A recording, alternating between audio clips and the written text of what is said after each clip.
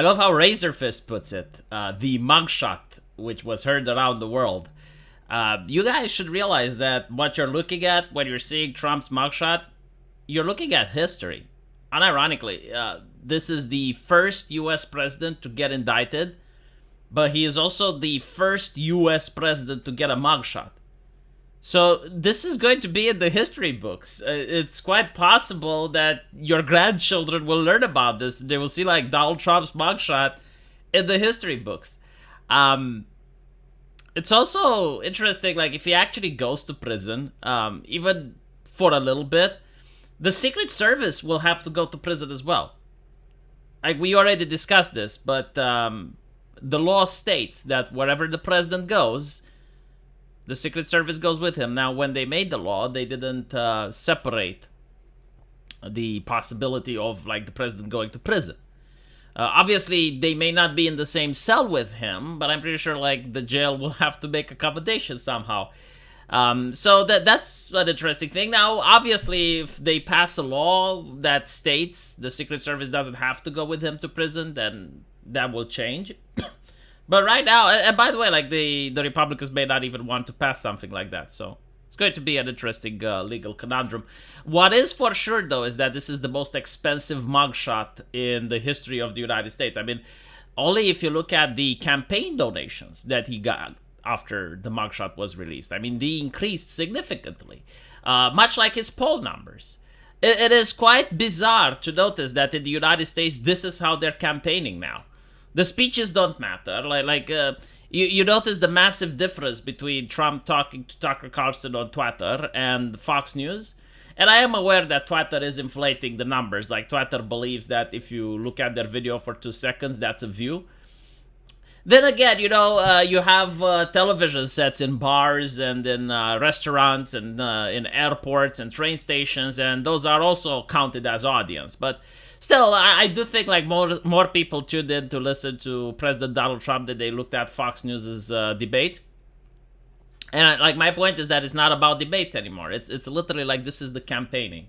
Oh, we're sending him to prison. Oh, we're going to his Mar-a-Lago thing. Like they couldn't do this up until now. They had to wait literally before the elections. And I think like he's called to court one day before the primaries. I mean, that's ridiculous, right? Any other country, if this would have happened to, you would say that it's a tin horn democracy. But if it happened in Russia, if it happened in Romania, immediately the Americans would go like, well, what type of democracy is this where you're harassing the main opponent candidate? Do you think it's Germany or something? Like Germany is harassing the AFD now. It's fascismus, I guess. Like fascismus is coming everywhere.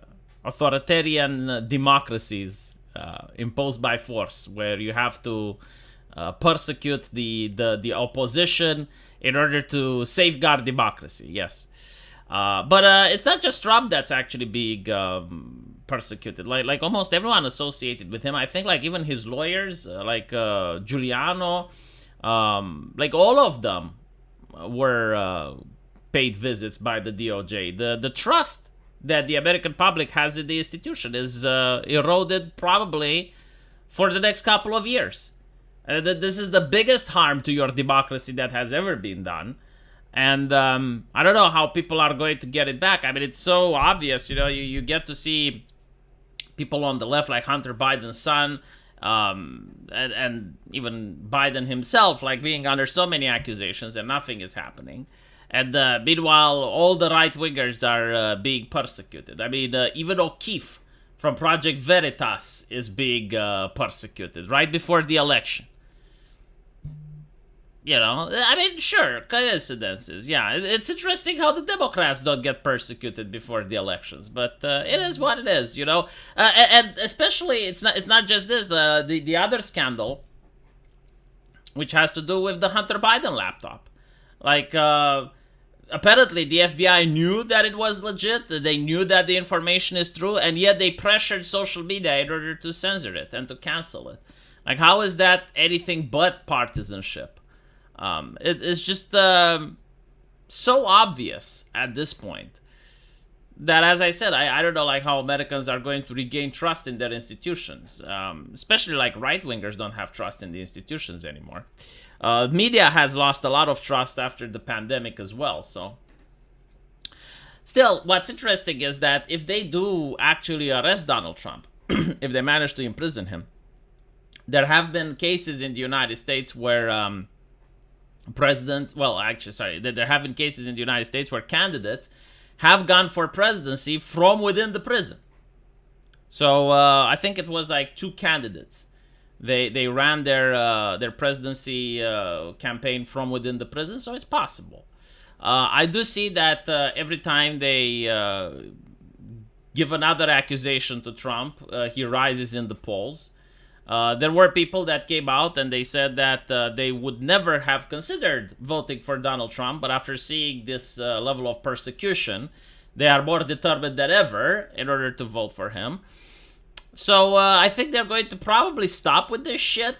I don't know. It reminds me when the Democrats wanted to defund the police, and then they realized that they're getting BTFO'd in the polls, and they went like, okay, well, maybe we don't mean defund, we mean restructure. What we mean is blah, blah, blah, blah, blah, right? So they do look at the polls, and they notice when they're fucking up. And this is, in my opinion, like one of the most major fuck-ups you can do. Like even if all the prosecutors were controlled opposition, I don't think Trump could have controlled them to do something better than they already have.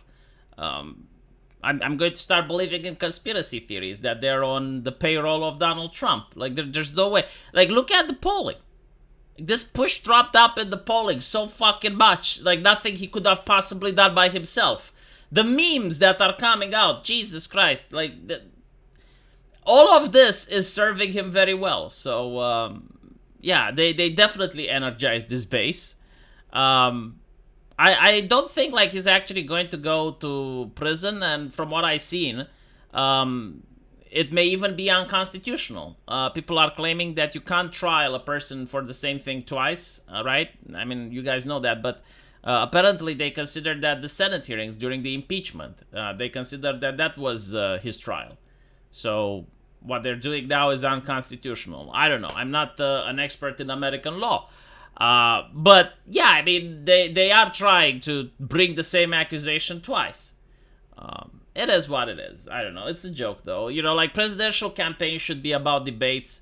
It should be about reviewing the policies that they did. But what can you review the policy? Like, what exactly? The economy is shit. When you look at the external policy, you notice that the war in Ukraine is still going. Like, they haven't managed to secure a victory there. The withdrawal from Afghanistan is shit. They're talking about banning things. They're removing stuff from people, like removing gas stoves, removing cars and shit. How can you win like that? Like, the only way you can win is due to underhanded tactics, which is what they're desperately trying to do. But anyway, right, let me know what you guys think, and as usual, I will see you in the comment section. Take care.